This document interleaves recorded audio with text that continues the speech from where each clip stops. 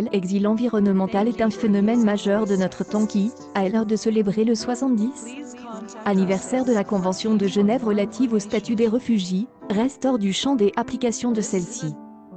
Pour appréhender ce sujet brûlant, faisons un pas en retrait, et portons le regard éloigné que permet la fiction avec un livre de J.R.R.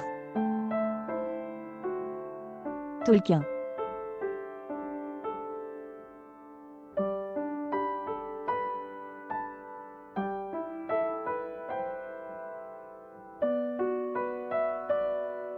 Fiction n'est peut-être pas le terme approprié, car en suivant auteur du Hobbit et du Seigneur des Anneaux, nous vivrions dans le prolongement du monde dont il décrivit les 3 premiers âges.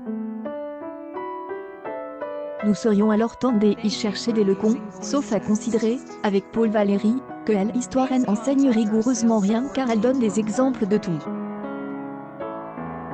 Ne dans état libre des oranges, qui dès l'enfance, tôt orphelin, soldat dans la Grande Guerre dont il sortit en héros de la fraternité, professeur de littérature médiévale à Oxford, le Britannique fut un écrivain humaniste et, grand amoureux des arbres, une conscience écologiste dans la veine de William Morris. Vidéo, 10 infos insolites sur J.R.R. Tolkien, France TVA, 2019. Il édifia un pararrécit du monde, et a, une cosmogonie historicisant inspirée des mythologies grecques et nordiques ainsi que de la Bible, dans le schéma laurasien souligne par le philologue J. Michael Witzel, de la création du monde par un être supérieur, RUL1 où Ilúvatar perd tout à sa fin pour une humanité vouée au déclin. Les exodes et diasporas y sont omniprésents. Au-delà d'une explication biographique, on notera que Tolkien porta aussi un intérêt académique à cette thématique à travers The Old English Exodus, traduction commentée un Pemapic anglo-saxon, variation médiévale du récit mosaïque.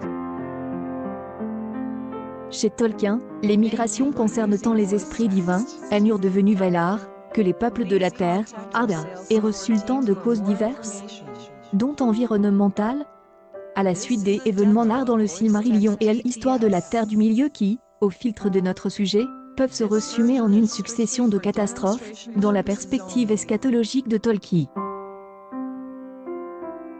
La réponse à cosmisme peut être le retrait du monde, pour les elfes la navigation par la voie droite, ou en restant en terre du milieu, l'adoption une sagesse de type stoïcien qui leur ordonne d'adapter leur vie, leur manière de penser et même leurs sentiments à une issue dont les prémices sont déjà constatables. Les humains, à de rares exceptions près, Aragorn élève parmi les elfes, ne se plient pas à une éthique semblablement ajustie. Viggo Mortensen incarne le personnage d'Aragorn dans l'adaptation du Seigneur des Anneaux par Peter Jackson New Line Cinema, ou un GNU film, Metropolitan Film explore l'œuvre syncrétique du catholique Tolkien explique ces catastrophes environnementales, et leurs effets par le mal, entendus comme le choix d'une autre voie, et voie pour la création par la musique des Ainur, que celle du père de T. Le mal est incarné par Melkor, un ange déchu, un diable au sens étymologique de séparateur, qui détourne, divise et détruit ce qu'il ne peut créer. Il ne sera pas chasse du monde après la grande bataille sans avoir sim dans le CA des elfes et des humains une noirceur inextirpable. Il est second par Sauron, un méard, Valar de second rang, perverti, grand corrupteur, notamment du mage Saruman qui transformera son domaine Arbor des Isengard en usine du mal. La responsabilité des exils reste discutable, leur culpabilité n'est pas marquée, par une intention de tuer les arbres ou de blesser Arde par exemple, néanmoins les CRs noircis, comme l'industrie dans l'anthropocène, apparaissent comme une cause du bouleversement du monde tout en étant qu'un court temps de son histoire qui accélère. De la même façon, leurs efforts pour s'émanciper des puissances, comme nous de la nature, achevant ironiquement par l'effondrement, un retour à la suprématie de celle-ci, ou de Gaïa pour reprendre le vidéo de Gandalf sauvant les hommes du Gondor, dans Le Seigneur des Anneaux, le retour de la Terre son ramène à un second rôle le gars 2019. Le sort des exils de Tolkien est de souffrir de nostalgie, un topo il travaille après des autres de Amiergis, des Homer et Virgil à Proust et Zweig. Elle est une remontée vers les origines, un retour souhaite vers l'équilibre des premiers temps pour les enfants des Ilúvatar, humains et elfes, voire une quête des un pays inconnu, Emon pour les hommes, et devient un inconscient collectif. Citons par exemple l'association faite par Faramir, elle intendant du Gondor durant la guerre de El Anneau, une montagne de ténèbres dressée comme une vague. Origine de lieu, la nostalgie est étendue à designer le regret du temps, son effet agissant là où on a connu les joies de l'existence comme elle évoque quant à propos des Suisses pris du mal du pays, dont ils guérissant par la deception du retour, ne pouvant y retrouver leur jeunesse. Selon Jean Kolovitch, le temps passant, nous ne pouvons combler l'écart entre ce qui ne peut plus ne pas avoir être, et le présent insatisfaisant. Pour les exils environnementaux, il n'est pas de retour possible, ainsi que écrit Tolkien pour les elfes à la recherche du lac de Cuivionant, le lieu disparu de leur réveil. La nostalgie est incurable, renforcée par ce qu'il subsiste, un écho comme elle au tombant sur les rochers où naguère se trouvait ce lac.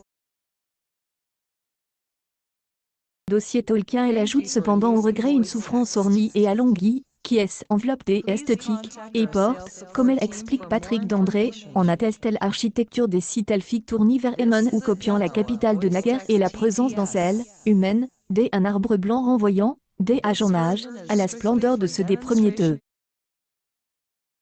Même les Valar voient en leur demeure de Valinor le souvenir des Almarans.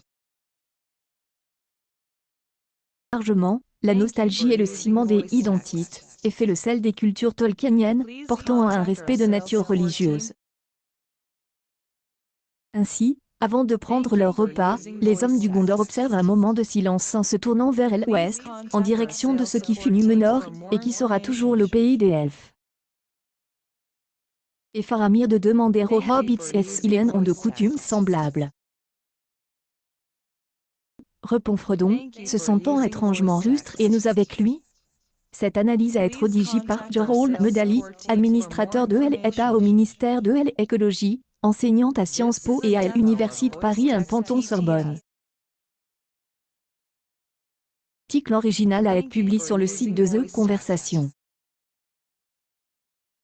Declaration des intérêts Jorol Medali est membre de la Tolkien Society.